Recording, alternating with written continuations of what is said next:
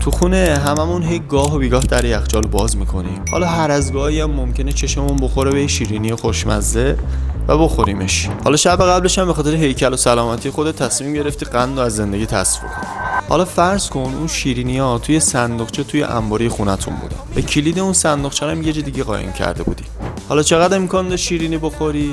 به این میگن behavioral friction یا اصطکاک رفتاری.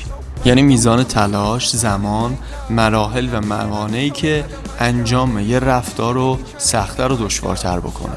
حالا فکر کنم روشن‌تر شد. بر شیرینی نخوردن انگیزه بهت کمکی نمی‌کنه یا اگه بکنه موقتیه.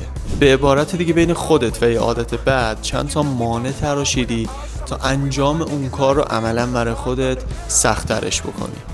حالا این ویدیو رو دوبار ببین چون اصلا راجع به شیرینی حرف نزدم. Keep coming with it, place your bets on us. Get your money and flip it, yeah.